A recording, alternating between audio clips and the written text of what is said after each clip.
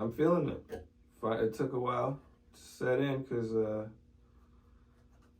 it's been a lot of pressure. Sounds like he lived a full life. That's one hell of a way to go out. Two young black people fighting on camera for the world to see in America. I'm not in Seattle. I see people slide and... What do you think about the Tory Lane trial? That's what I think about it, first of all. Like, it's a lot of that.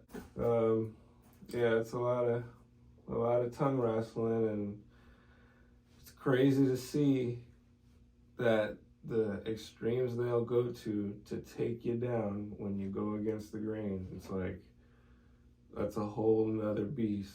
And California's definitely got to put their thumb on you when it comes to any type of guns.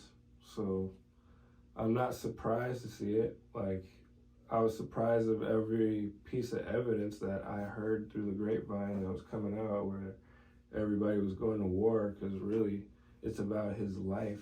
Like, 20 years for anybody to give up, especially when you're like fresh 30 or whatever he is.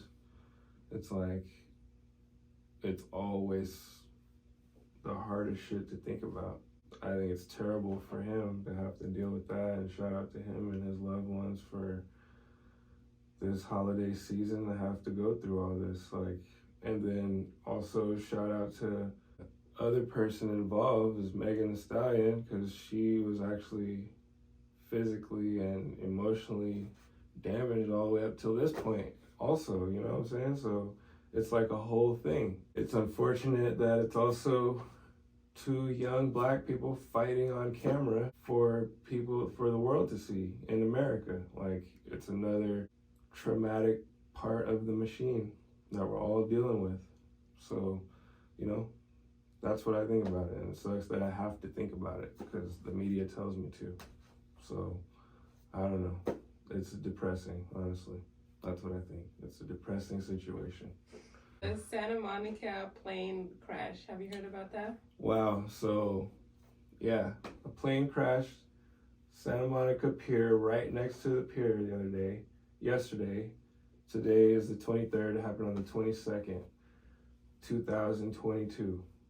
And a plane, Cessna 152, it was red, and it didn't have any amphibious landing gear, which is what lands in the water. He just had some wheels, and he's trying to land on sand. And I guess as soon as he took off, they heard there was engine failure. So they were talking back to the people at the station like, yo, we're about to go down. And they're like, try to get back to the runway. And they're like, we can't, we're about to just take it down right here. And it was a younger guy driving another guy who happened to be the mayor, a former mayor of Santa Monica City from like 63 to 67. I forgot that guy's name. He was 95 when he went down, but he was the mayor from 1963 to 67. Rex Minter served on the Santa Monica City Council before becoming the Seaside's city's mayor, 63 to 67. So yeah, that's pretty crazy. Sounds like he lived a full life. That's one hell of a way to go out. In the city you're repping, like, just go down, almost made it.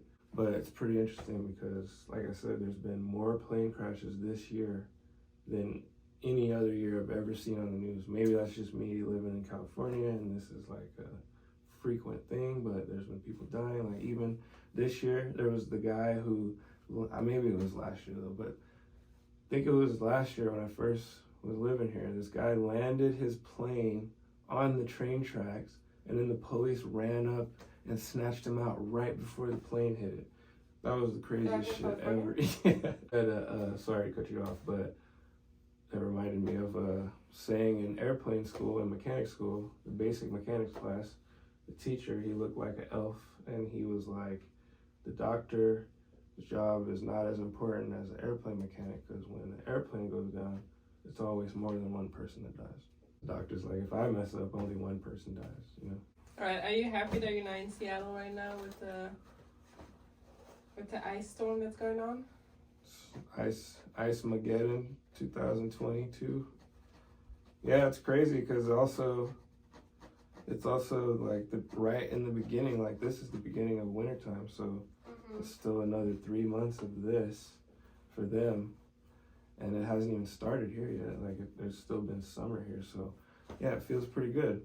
Shout out to Los Angeles, my first time having a good Christmas, because last time we were all sick and it was raining. It was like pouring rain during this whole when the 20s. Oh, yeah. The 20s start in December.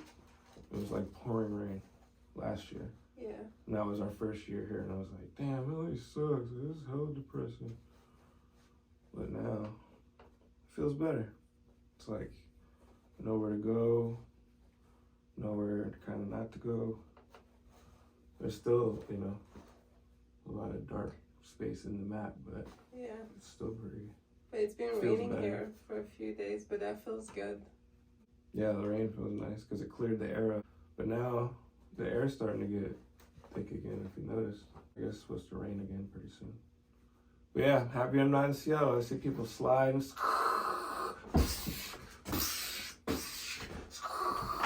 Ooh, help, help.